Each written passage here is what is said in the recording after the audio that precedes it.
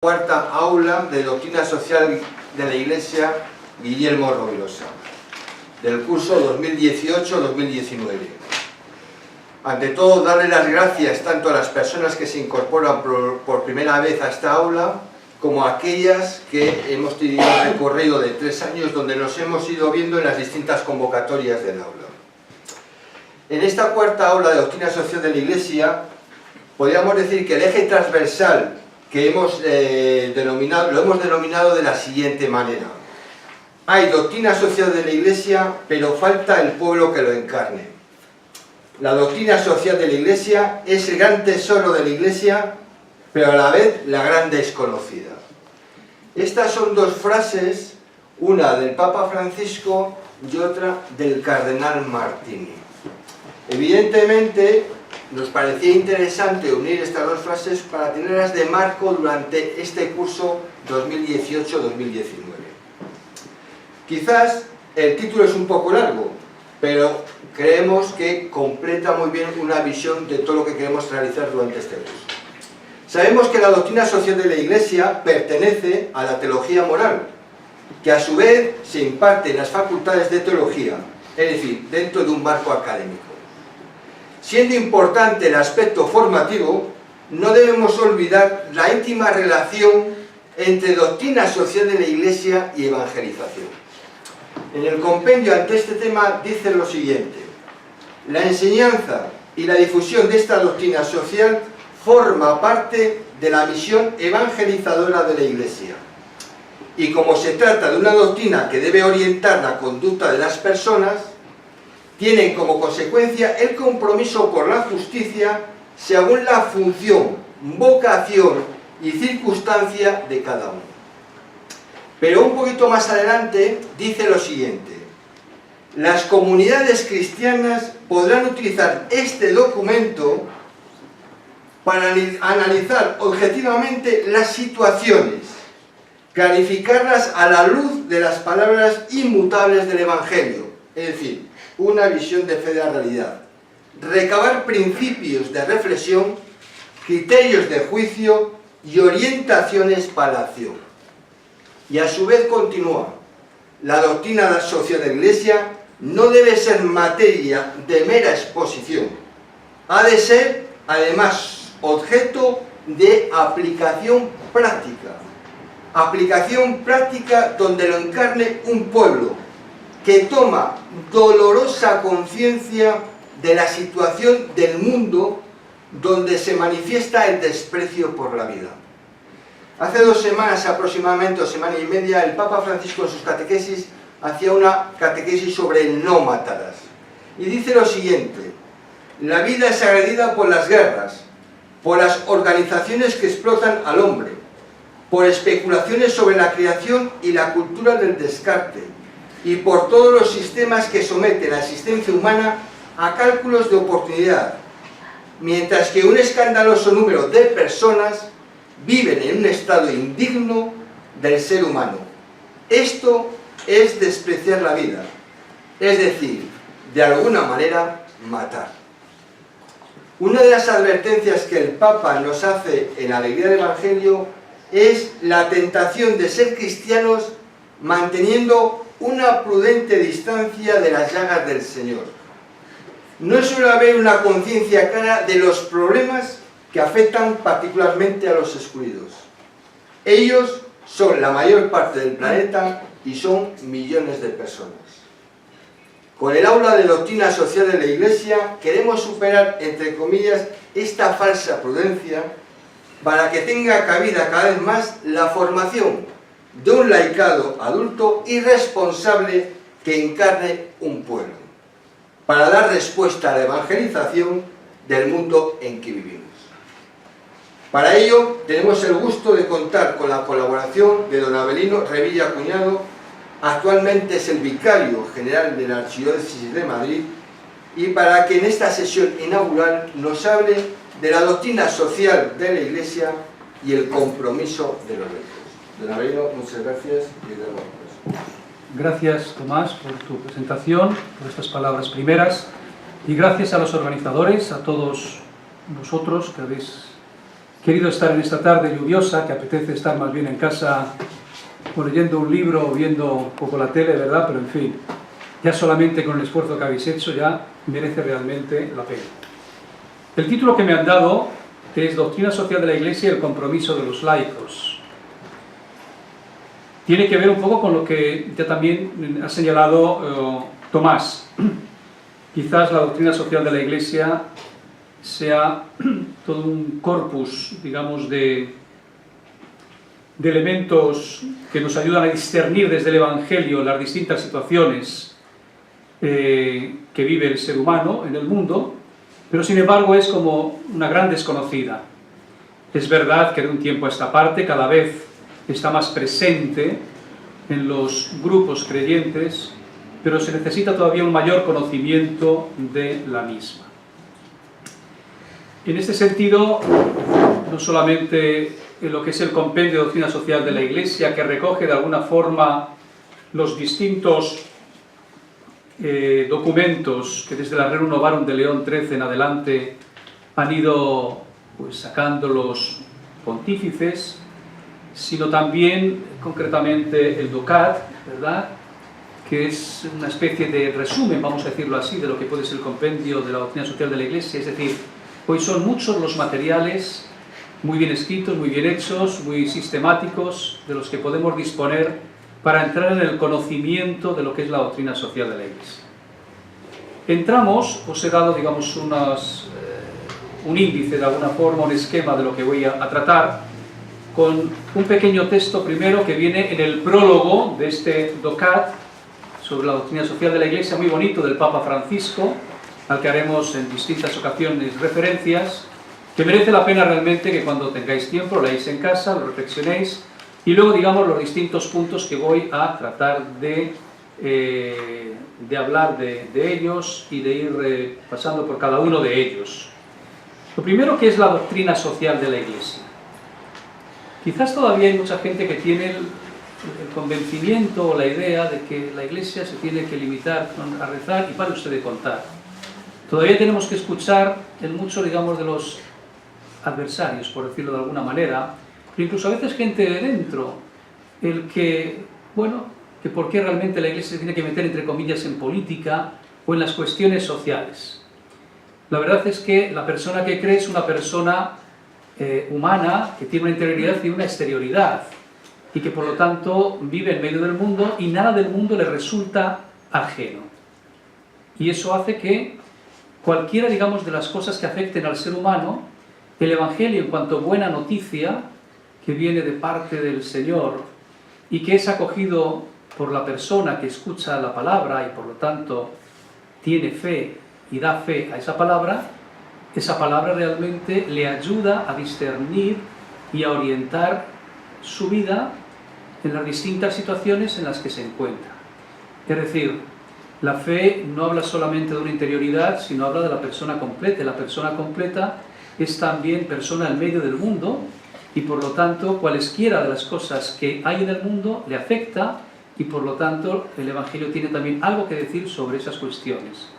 Es cierto que el Evangelio necesita también, duda cabe, desde la razón, que es común a todos, pero el Evangelio, en cuanto a palabra que se propone para ser acogida por otros libremente, bueno, aquel que la acoge tiene realmente el derecho de ver la vida y de ver, digamos, la existencia de acuerdo a lo que el Evangelio le va señalando. La misión de la Iglesia es anunciar el Evangelio. Esto tiene que quedar clarísimo, no es otra cosa. Nos tenemos que acordar de lo que son las palabras de Jesús antes de volver al Padre, en el Evangelio de Mateo, al final, cuando se dirige a los discípulos: id por todo el mundo y anunciad el Evangelio, bautizando en el nombre del Padre, dijo el Espíritu Santo, y que sepáis que yo estoy con vosotros todos los días hasta el fin del mundo. Es decir, para el creyente Jesucristo no es un personaje del pasado del que tenemos un recuerdo bonito, sino es una presencia viva, real, no visible, pero que está presente. Y desde esa realidad, desde ese acontecimiento, se puede, digamos, experimentar el encuentro con el Señor ya resucitado, y eso es lo que en última instancia constituye la fe. Qué bien lo expresó el Papa Benedicto XVI cuando al comienzo de la Deus Caritas Est, y luego lo retoma Francisco en Evangelii Gaudium, no se hace uno cristiano por una gran idea, o digamos por un esfuerzo de la voluntad, sino por el encuentro con un acontecimiento. Es decir, Cristo es un acontecimiento, alguien que acontece, por lo tanto real y por lo tanto que uno puede experimentar. Y el encuentro con ese acontecimiento cambia el horizonte de la vida de esa persona. Le llena realmente de alegría. Por eso, en los distintos títulos de los escritos del Papa Francisco está continuamente esta expresión, Gaudium Laetitia, es decir, la alegría. El encuentro con el Señor provoca una alegría, la alegría de encontrarse con alguien vivo, con el resucitado, que le ayuda de alguna manera a mirar la vida, orientarla de acuerdo, digamos, a esa novedad que es el Señor que se ha hecho realmente presente. Es, por tanto, la misión de la Iglesia una misión esencialmente religiosa. Lo que trata la Iglesia realmente es de comunicar al Señor, es decir, de llevar al Señor a los demás lo que es la vida eterna. Por tanto, la misión propia que Cristo confió a su Iglesia no es de orden político, económico, social, es decir, no es una ideología. El fin que le asignó es de orden religioso, es decir, la vida eterna, participar un día de la vida de Dios.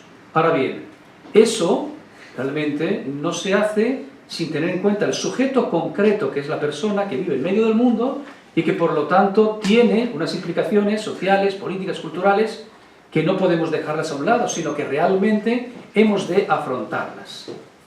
La naturaleza religiosa de la Iglesia y de su misión no solo no la aparta de la historia y de las realidades temporales, sino que se encarna y se realiza en ellas. De esta misma misión religiosa, dice el Concilio Vaticano II, fluyen tareas, luz y fuerzas que pueden servir para constituir y fortalecer la comunidad de los hombres según la ley divina. Es decir, nosotros junto al resto de los humanos participamos de la razón y del esfuerzo de la razón por entender nuestro mundo y por entender e intentar responder a las cuestiones que se hace cualquier, digamos, sujeto en este mundo. Pero también recibimos una luz que nos viene del Señor, que nos viene de la revelación, que aceptamos en la fe y que por eso no es una cosa evidente ni podemos imponer a nadie.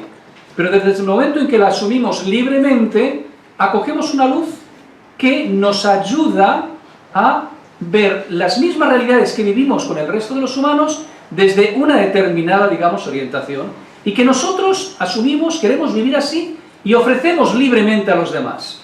Sí, ya sabemos que a lo largo de la historia también ha habido imposición, pero no es esa realmente la tarea propia ni de la fe ni de la Iglesia, aunque en otros momentos lo hayamos hecho mal. Pues desde luego lo tenemos claro, la fe es una propuesta y no es algo que se impone, y si es una propuesta es algo que se ofrece a la libertad del sujeto.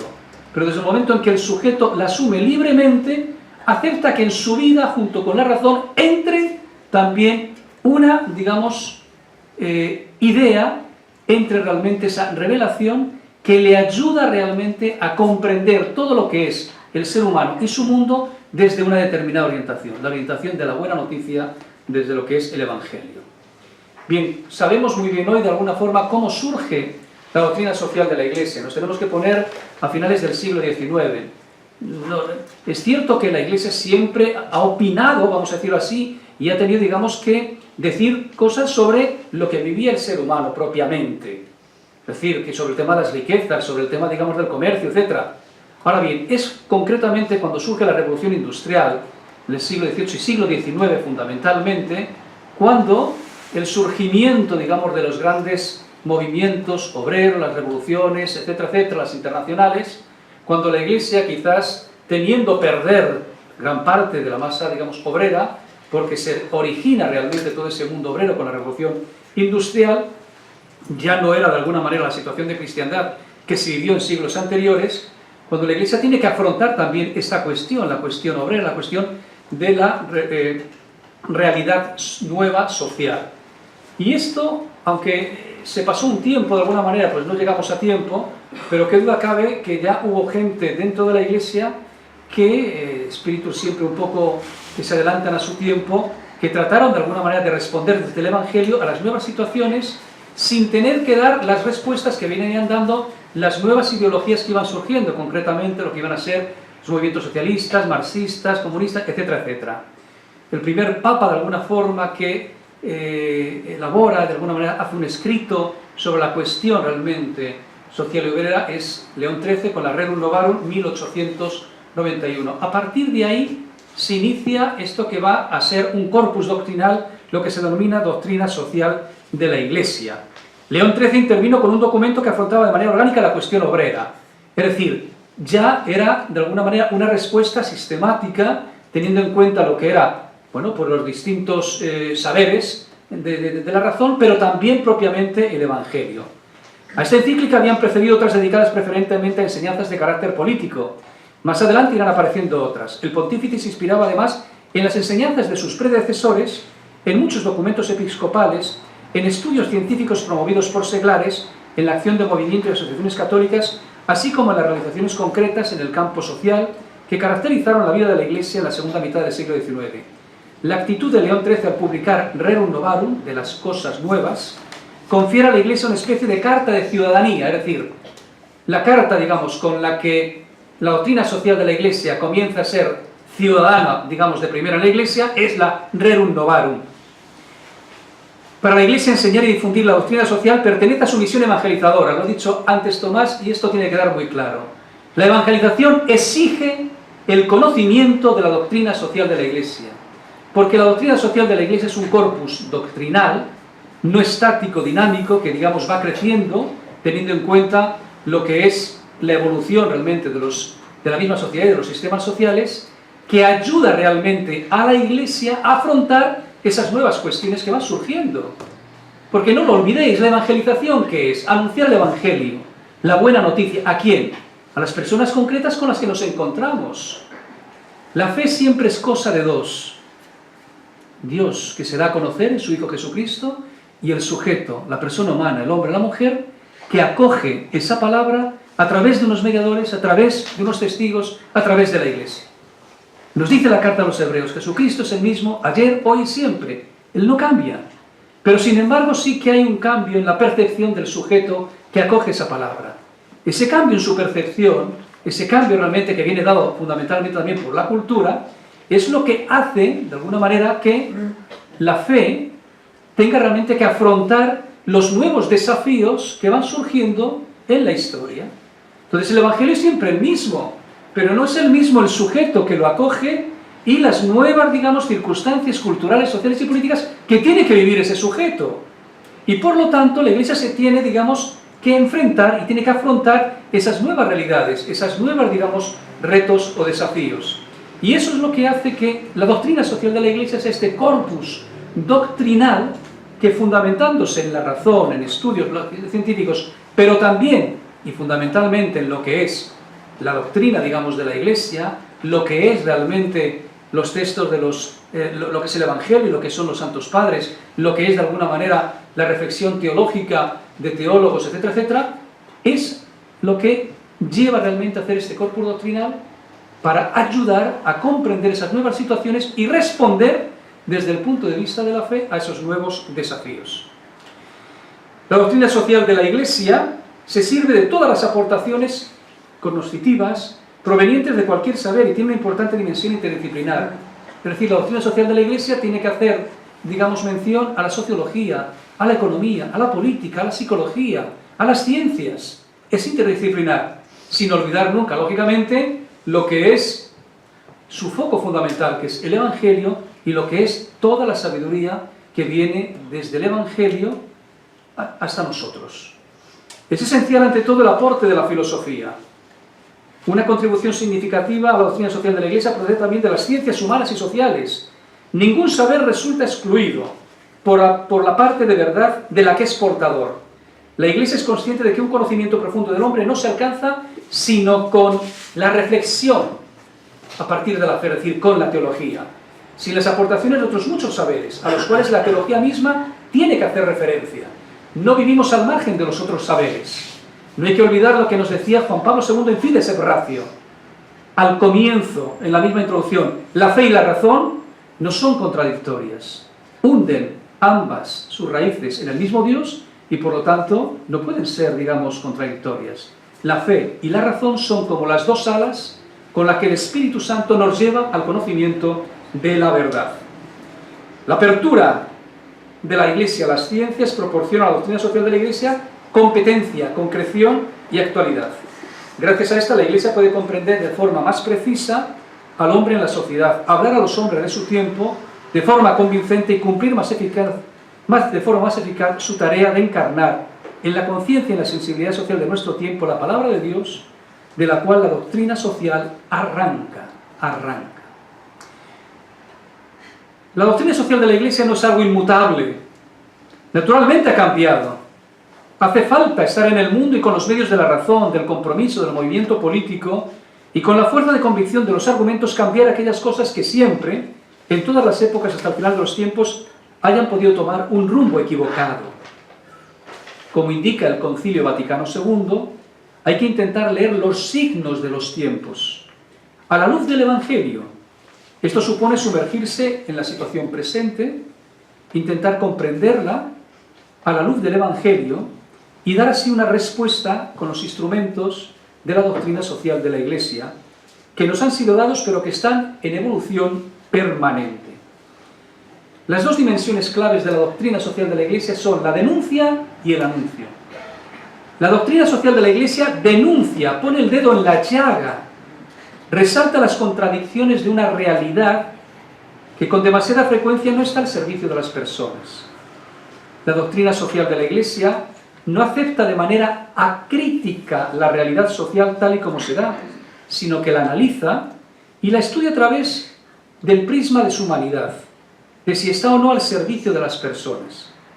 Por eso la doctrina social de la Iglesia duele y escuece, a algunos más que a otros, normalmente a aquellos que dan la espalda realmente a la persona humana, que es la imagen de Dios. Porque denuncia las situaciones y estructuras injustas, porque muestra y señala aquellas circunstancias en las que no se está respetando la dignidad y los derechos de las personas. Pero la doctrina social de la Iglesia no se queda en la denuncia, también es anuncio, aporte positivo. La doctrina social de la Iglesia propone objetivos a seguir, muestra valores y criterios de juicio que nos pueden permitir hallar las respuestas adecuadas a los problemas a los que hacemos frente. La doctrina social de la Iglesia, después de su denuncia, después de ver y juzgar para saber aquello que desde su prisma es positivo o negativo, proporciona directrices para la acción. Nos da elementos para caminar acorde a lo que es el Evangelio. Y el anuncio, no lo olvidemos, es siempre mucho más importante que la denuncia, porque la denuncia solamente tiene sentido si es para ponerse al servicio de la esperanza, del compromiso para construir un mundo diferente y una sociedad mejor. Denunciar por denunciar, a la larga es estéril. Si denunciamos es porque tenemos algo que anunciar que es mejor. Por eso la denuncia tiene que ir acompañado siempre de anuncio.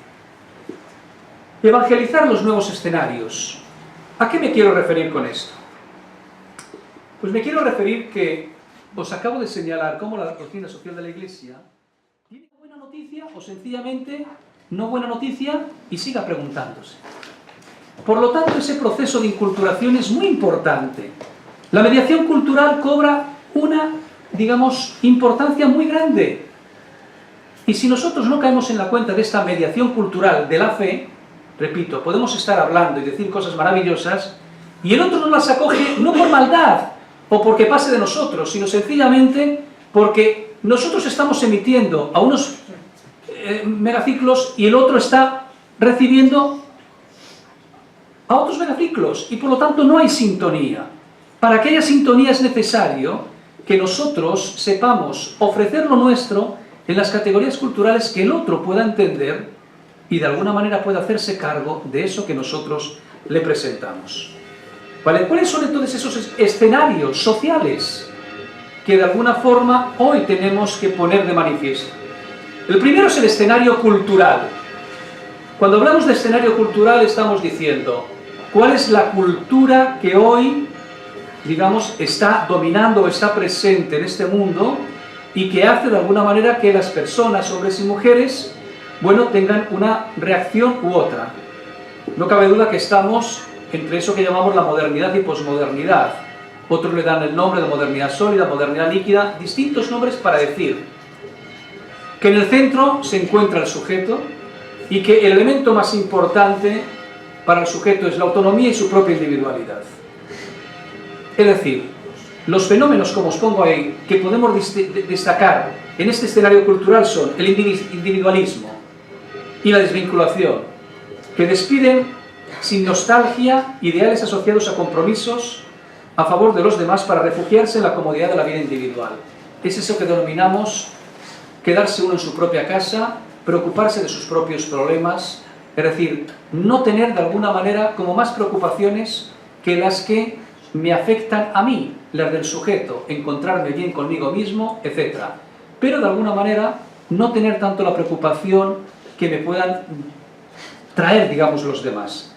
Se ha pasado del predominio de la vida pública a la vida privada, siendo cierto que el antropocentrismo moderno, con su legítima afirmación del individuo, ha conseguido grandes progresos, como son, por ejemplo, la dignidad, la libertad y los derechos humanos, no lo es menos el peligro al que está continuamente sometido, pensar solo en el interés propio y no en el del grupo al que se pertenece.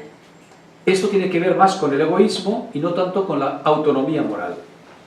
Un rasgo a destacar de este individualismo moderno, en forma de narcisismo, autocentramiento, hedonismo o preocupación psicológica del propio yo, nunca como ahora han estado más los psicólogos, digamos, llenos, o de alguna forma todo lo que tiene que ver pues, con los libros de autoayuda, etc. Lo que le interesa es la búsqueda del placer fácil, el éxito rápido, el enriquecimiento inmediato. Se habla así de la sociedad de la desvinculación, en la que viviríamos la mayoría de los europeos. En esta sociedad desvinculada, hombres y mujeres persiguen como único bien, como hiperbien, la autodeterminación individual, es decir, el individuo, yo y después yo. La propia realización personal, entendida como la satisfacción de los impulsos, las tendencias y los deseos. La otra cara de la difusión del individualismo, ¿cuál es? El decaimiento creciente de la solidaridad interpersonal. De manera que muchas personas, aunque no carezcan de las cosas materiales necesarias, se sienten más solas, abandonadas a su suerte, sin lazos de apoyo afectivo. El segundo, digamos, elemento de esta cultura es el proceso de secularización, por el que la religión pasa del ámbito público al ámbito privado, con la consiguiente falta de relevancia a la hora de organizar y administrar la sociedad. Aunque el término secularización se ha mostrado controvertido desde el punto de vista sociológico, la secularización es la privatización de la fe.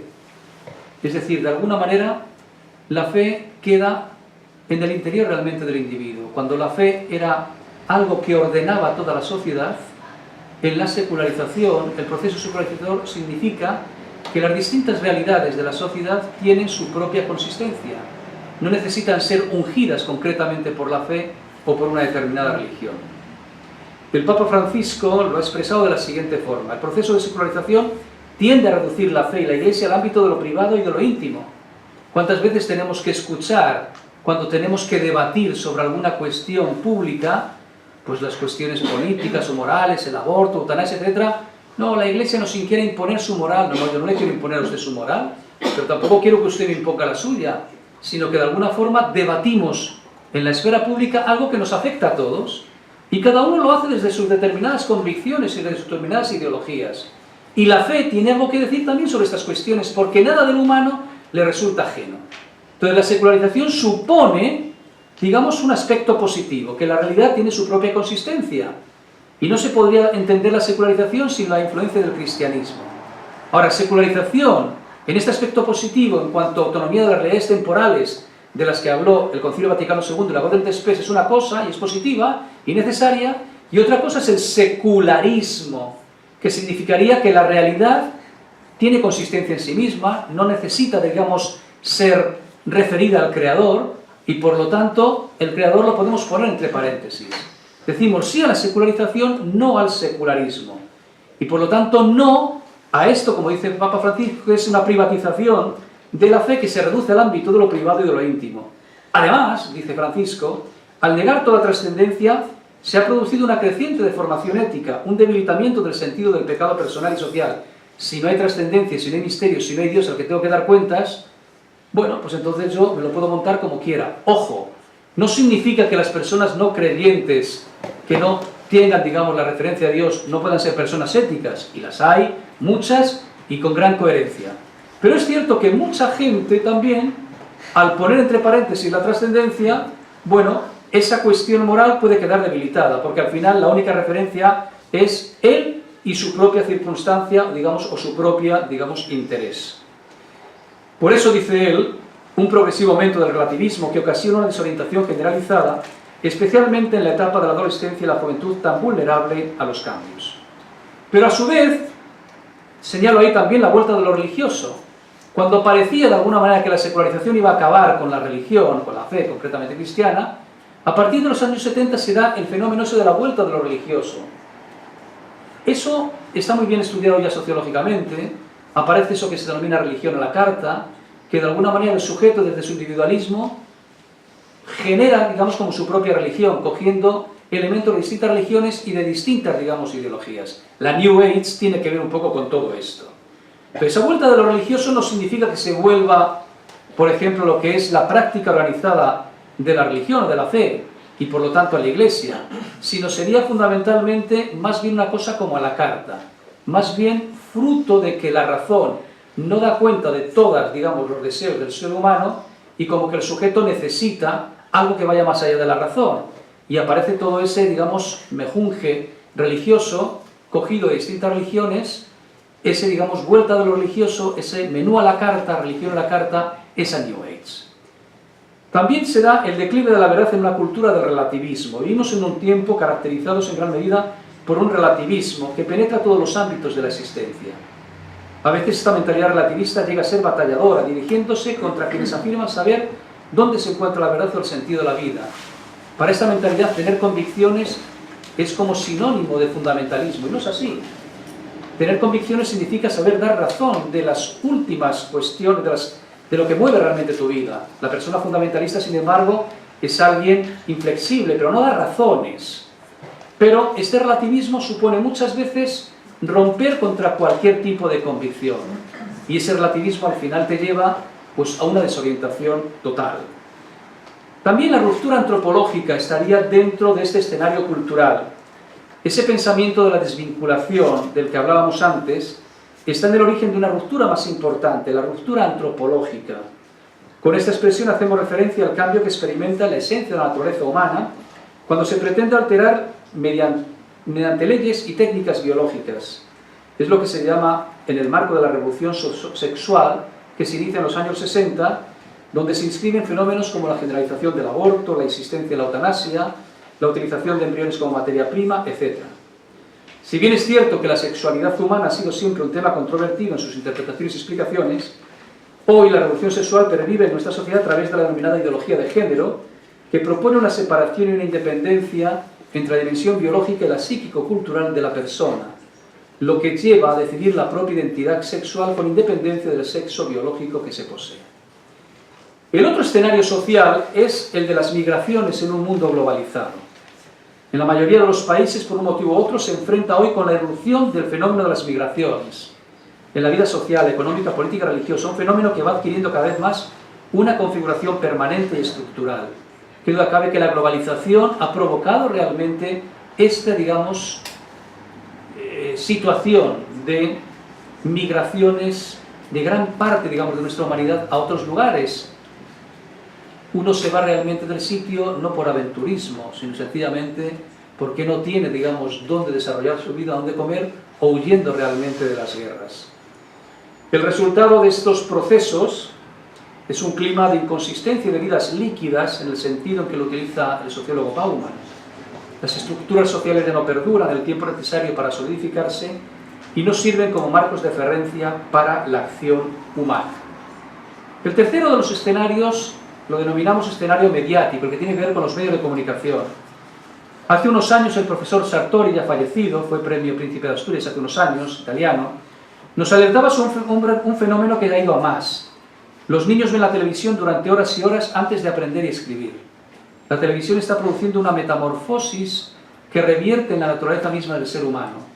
La televisión no solo es un instrumento de comunicación, es también un medio que genera un nuevo tipo de ser humano, decía Sartori.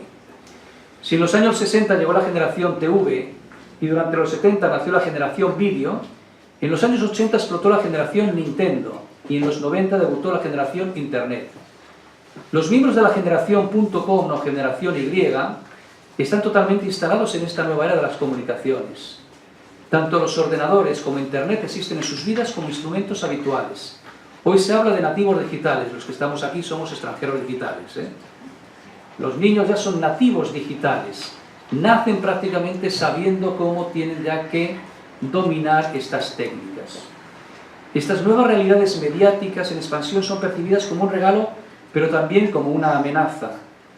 Umberto Eco, el semiólogo italiano ya fallecido, decía: hemos agrandado nuestras capacidades de almacenamiento en la memoria, pero aún no hemos encontrado un nuevo parámetro de filtrado.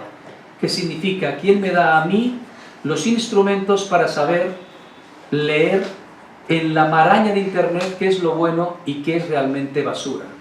No digamos ahora con eso que denominamos las fake news, es decir, todas las noticias falsas que están muy relacionadas con eso que denominamos posverdad.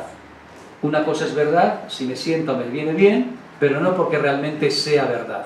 Es decir, como todas las cosas nuevas, es verdad que no podemos poner puertas al campo, pero es verdad que tienen una gran, digamos, aspectos positivos, pero también hay que estar ojo a visor para no caer, digamos, en esas tentaciones, digamos, poco maléficas. El escenario económico es el siguiente. Uno de los ámbitos centrales de la vida social es el económico. Este, al igual que otros, tampoco es ajeno a los criterios del juicio evangélico, pues la sociedad atañe a la persona humana y no debemos olvidar que la persona humana es el camino primero y fundamental de la Iglesia.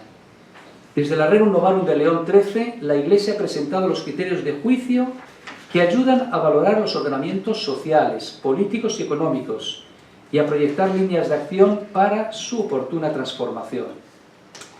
Ahí está la famosa, digamos, texto en el año 2007 que incluso se retrasó con el fin, de alguna manera, de analizar lo que se veía ya que iba a ser la gran crisis del 2007-2008 cuando la caída de Lehman Brothers, ¿de acuerdo? La Caritas in Veritate de Benedicto XVI, un texto precioso y fundamental, donde analiza ya un poco toda esa deriva de la economía, no tanto productiva, sino esa economía hecha financiera, pero que no tiene un sustento de riqueza y que al final ha acabado, pues como hemos visto, en esa gran crisis que ha tardado prácticamente 10 años en remontar.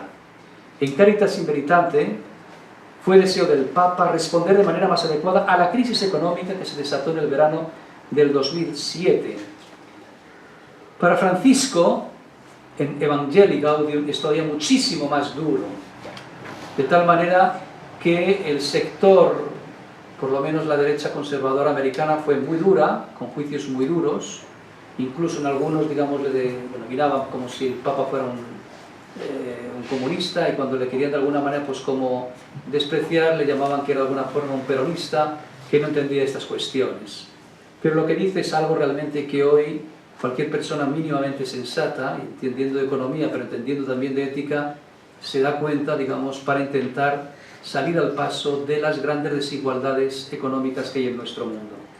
Para Francisco, en la raíz de los males sociales se encuentra la inequidad, es decir, la falta de igualdad, dando lugar a una cultura del descarte en la que los excluidos, a la vez que explotados, son sobrantes.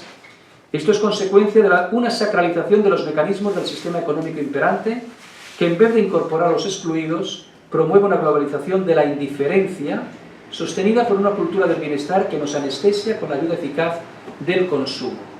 Nada nuevo que no estuviera ya dicho anteriormente en otros documentos pontificios y por otros realmente teólogos en la crítica de alguna manera a una economía de mercado cuando solamente tiene en cuenta el fin, el lucro realmente y no la persona concreta. No hay que olvidar aquí tanto la Solitudo Rei Socialis como la Centesimus Annus de Juan Pablo II, y el mismo Juan Pablo II a los 100 años de Rerum Novarum en 1991, a los 2 años de haber caído el muro de Berlín, lo decía: los países del este, la economía realmente, el comunismo ha caído no tanto por una economía que era un desastre, que lo era realmente, como se vio, sino por la falta de libertad, que es una necesidad inherente al ser humano y que provocaban aquellos sistemas. Pero él mismo reconoce que la Iglesia tiene, digamos ahora, un gran reto, y es poner freno a los desmanes de una economía de mercado cuando no está al servicio de la persona concreta. Y luego, el último, el escenario político. Desde el Vaticano II hasta hoy, los cambios que se han producido en nuestro mundo han sido grandes. La caída en 1989 de los regímenes comunistas del Este Termina con la división del mundo occidental en dos bloques. Esto favorece la libertad religiosa y la organización de las iglesias históricas. Pero por otro lado, hacen entrada en la escena mundial nuevos actores económicos, políticos y religiosos, como el mundo islámico y el mundo asiático. En 1989, al año siguiente, el famoso Fukuyama, sociólogo, ¿verdad?, pues hablaba del fin de la democracia, como que después de la caída de los países del comunismo, los países del este, bueno, pues esto ya realmente la historia estaba prácticamente terminada, era copiar el modelo democrático y tan, pues bueno, pues era muy equivocado. Cuando en el año 2001 con las Torres Gemelas y luego, digamos, todo el terrorismo, yihadismo, etcétera, es decir, el mundo es más complicado de lo que creía realmente Fukuyama entonces. Nuevos, digamos, actores han entrado en escena y eso hace de alguna manera que sea un nuevo escenario que tengamos que ver realmente cómo responder. La crisis política se ha enmarañado peligrosamente en los últimos tiempos. Nos vemos reducidos a vivir al día, a navegar visualmente. La preocupación por el presente prevalece sobre la proyección del futuro. La búsqueda de intereses personales o corporativos prevalece sobre el bien común. Sobre todo, se desatienden y contradicen a diario los valores y los principios sobre los que se fundamenta la misma democracia representativa. La participación responsable de los ciudadanos ha dado paso gradualmente a una forma de autoritarismo populista. Populismo, tanto de derechas como de izquierdas, es el desafío realmente que tienen realmente las democracias en el mundo, digamos, más desarrollado. Punto 3. Respondiendo como laicos a los desafíos de estos escenarios. Bueno, y como laicos, vosotros, digamos, ¿cómo responder realmente a esto? Ante los desafíos que presentan estos escenarios, hay que dar respuestas adecuadas para que toda la Iglesia, dejándose regenerar por la fuerza del Espíritu, se presente al mundo con un impulso misionero capaz de promover una nueva evangelización. Sin olvidar que, siendo necesario el trabajo nuestro, a Dios rogando y con el mazo dando, el reino de Dios viene al mundo no por nuestros medios. No creamos que somos nosotros los que hacemos el reino de Dios. El reino de Dios es siempre algo que da el propio, digamos, Dios, sino como un don y milagro del propio Dios. Por lo que la misión apostólica engendra urgencia. Es urgente. El reino está cerca, convertíos, pero no angustia. Y muchas veces los cristianos estamos angustiados, pero esa angustia es fruto más de creernos que el reino depende de nosotros y no tanto recibido como don gratuito por parte de Dios. En este sentido, unas palabras de Ratzinger, antes de Papa, cuando el jubileo del año 2000, que son, me parece, preciosas y vienen a situar muy bien esto que señalo. Aquí se oculta, dice él, también una tentación, la tentación de la impaciencia, la tentación de buscar el gran éxito inmediato. Y este no es el método del reino de Dios. Para el reino de Dios, así como para la evangelización, instrumento y vehículo del reino de Dios, vale siempre la parábola del grano de mostaza. El reino de Dios vuelve a comenzar siempre bajo este signo. El grano de mostaza, lo habéis visto, una cosa pequeña, prácticamente no se ve. Nueva evangelización no puede querer decir atraer inmediatamente con nuevos métodos más refinadas a las grandes masas que se han alejado de la Iglesia. No, no es esta la promesa de la nueva evangelización. Esta significa no contentarse con el hecho de que del grano de mostaza haya crecido el gran árbol de la Iglesia universal, ni pensar que basta el hecho de que en sus ramas puedan ir árboles de todo tipo, sino actuar de nuevo valientemente, con la humildad del granito, dejando que Dios decida cuándo y cómo crecerá. Es decir, nos hace falta más paciencia, humildad y confianza en el Señor, y no creer realmente que somos nosotros los que hacemos todos. Y el diálogo que la fe cristiana viene manteniendo desde el Vaticano II con la cultura moderna, tras muchos años de ese encuentro, nos ha enseñado que el misterio del hombre solamente se esclarece en el misterio del Verbo encarnado.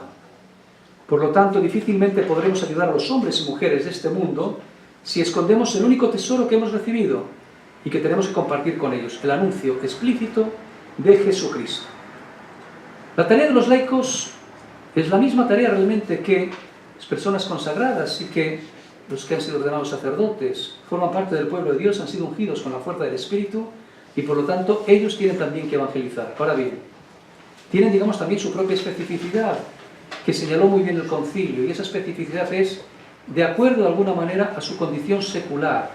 El laico está en medio realmente del mundo y tiene que hacer posible la presencia del reino en medio de la secularidad, en medio del mundo que le toca vivir. Los fieles laicos son llamados por Dios para contribuir desde dentro a modo de fermento a la santificación del mundo, mediante el ejercicio de sus propias tareas, guiados por el espíritu evangélico. El punto cuarto, el anuncio del Evangelio, para ir terminando. En el tercer capítulo del documento programático del Papa Francisco, lo que fue su exhortación apostólica Evangelii Gaudium, lo que es un poco el programa de su pontificado, al que continuamente hace referencia, y otros, digamos, documentos hacen referencia, en el capítulo 3 lleva por título el anuncio del Evangelio. ¿Por qué lo pongo aquí? Porque una vez que hemos visto, de alguna manera, los desafíos, señalando cuáles son los escenarios que hoy nos retan a la fe, escenario económico, el escenario político, el científico, etc., tenemos que ver, bueno, ¿y cómo respondemos a esto? Bueno, pues al comienzo del mismo, Francisco dice: no puede haber auténtica evangelización sin la proclamación explícita de que Jesús es el Señor y sin que exista un primado de la proclamación de Jesucristo en cualquier actividad de la evangelización. Entonces aquí va señalando una serie de puntos que pongo. El primero, todo el pueblo de Dios anuncia el Evangelio. Esto es muy importante. Todavía sigue habiendo gente que considera de alguna manera como que el anuncio del Evangelio corresponde a la jerarquía, a los curas, a las monjas y para usted contar. Eso desde luego no solamente es que es falso, es que no vamos así a ningún sitio. Y salvo realmente con lo que la Iglesia, después del Concilio Vaticano II, ha estado continuamente insistiendo. Todo el pueblo de Dios anuncia el Evangelio. Todos realmente están ungidos con la fuerza del Espíritu en el bautismo. Y por lo tanto todos son configurados con Cristo, sacerdote, profeta y rey. Lo primero que nos dice Francisco es que todo el pueblo de Dios anuncia el Evangelio. Es decir, la evangelización es tarea del conjunto de la Iglesia. Pues siendo esta un misterio que hunde sus raíces en el misterio de la Trinidad, se manifiesta en la historia como un pueblo que peregrina hacia Dios. No se puede entender a la Iglesia sin considerar su fundamento último en la iniciativa de Dios. Y la salvación que ofrece Dios y la Iglesia anuncia y hace presente con su vida es para todos. La Iglesia nos llama a participar en esta salvación no de forma aislada, sino como pueblo. De ahí la importancia que tiene la categoría pueblo de Dios en el documento eclesial Lumen Gentium, Cristo es la luz de las gentes, pues Cristo ha querido salvarnos no de forma individual, sino como pueblo, la importancia que tiene realmente esta categoría de pueblo de Dios. Hay también otro elemento muy importante que señala Francisco: todo cristiano es misionero, y por lo tanto somos discípulos misioneros. La palabra unida, no discípulos y misioneros, sino conjunto. Todo discípulo se constituye un misionero, cualquiera que sea su función en la Iglesia y su grado de ilustración en la fe. Es decir, ser discípulo de Cristo significa ponerse al servicio del Evangelio. Como la suegra de Pedro, cuando Jesús la curó, ¿qué hizo? Se puso a servirles. Como la samaritana y como tantos otros en el encuentro con Jesús. Uno que ha sido tocado por la gracia de Dios no se queda con los brazos cruzados, sino que sale al encuentro de los otros, a ofrecer lo que ha recibido, como hizo María. Una vez que recibe la palabra en la Anunciación, se pone en camino al servicio, en ayuda de su prima Santa Isabel.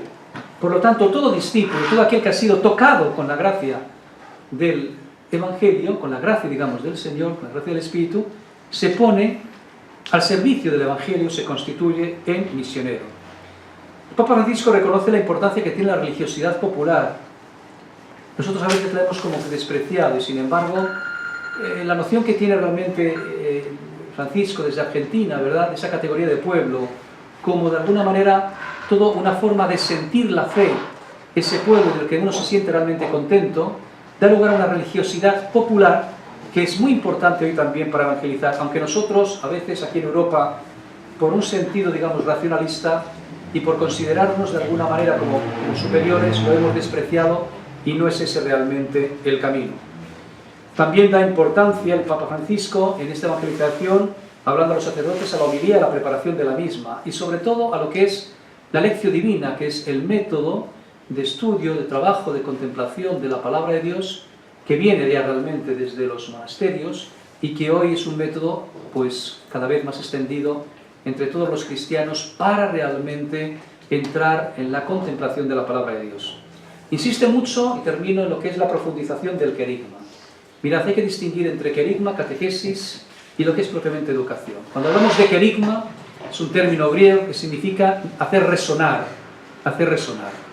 Querigma, la palabra catequesis propiamente es hacer resonar una palabra previa, esa palabra previa es el querigma. Cuando hablamos de querigma hacemos referencia a lo que es la proclamación de Jesucristo muerto y resucitado.